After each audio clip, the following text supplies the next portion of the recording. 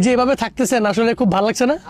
হ্যাঁ, যে মাছ নিজে ধরে আনে ওই মাছে উনি খায়।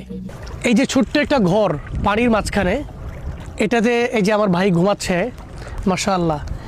আমার কাছে মনে হয় যদি সুদূর আমেরিকাও একটা দামি বাড়ি বানিয়ে ওখানে যদি 2, 3, 4টা এসি লাগিয়ে ঘুমায়, আমি 100% শিওর যে এতে কোনো ফিল পাবে না। এখানে ঘুমায় যে এটা মজা পাওয়া যায়, আসলে এই এত ভালো লাগার। ভাই কি অলরেডি ঘুমে আছেন নাকি? ঘুমে আছেন না? না আপনারা অনেক পরিশ্রম করেন মনে হয়, না এই জন্য মনে হয় চোখে ঘুম। একটু ব্রেক দেন ভাইয়ের সাথে কথা বলি। আপনার নাম কি? হ্যাঁ, জহুরুদ্দিন না? এই যে এভাবে থাকতেছেন আসলে খুব ভালো লাগছে না? হ্যাঁ, আপনি এই যে আমি একটু আগে বলছি যে যদি আমেরিকায়, সারা বিশ্বের সবচেয়ে ধনী দেশগুলোর মধ্যে যেটা মানে অন্যতম আমেরিকা, এই আমেরিকায় যদি কেউ একটা বাড়ি বানায় ওই বাড়িতে ধরেন এসি টিসি লাগায় একদম ক্লিন অবস্থায় যদি ঘুমায়, আমি বলছি যে না, এর চাইতে বেশি ফিল এনে পাওয়া যায়, ঠিক কিনা? কারণ আল্লাহর পক্ষ থেকে যেই বাতাস, এই বাতাসটা আপনি পাচ্ছেন না।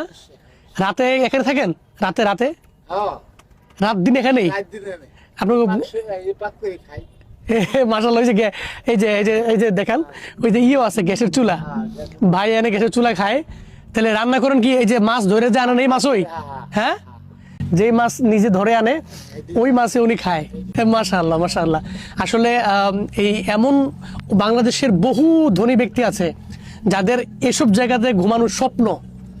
তারা এরকম ঘুমানোর জন্য সুনামগঞ্জ যায়, সুনামগঞ্জে হাউস বোট নিয়ে ঘুরতে যায় 2 দিনের জন্য। তাও কি এক একজনে 50,000, 60,000, 70,000 খরচ করে পরে এয়ারপোর্টে যায়। কিন্তু ভাই কোনো খরচ করা লাগে না, আলহামদুলিল্লাহ, এমনিই থাকে, আল্লাহ রাখছে আলহামদুলিল্লাহ। ভালো আছেন তো নাকি? আলহামদুলিল্লাহ। ভাইয়ের জন্য অনেক অনেক দোয়া রইল, আমাদের জন্য দোয়া করবেন। আসলে খুব খুব ভালো লাগতেছে। আসলে আমি দেখার পরে বলছি ভাইকে, আমাদের মাঝিওয়ালা ভাইকে, যে একটু নিয়ে যান, আমি একটু কথা বলি, দোয়া করুন আমাদের জন্য। ঠিক আছে, আসসালামু আলাইকুম।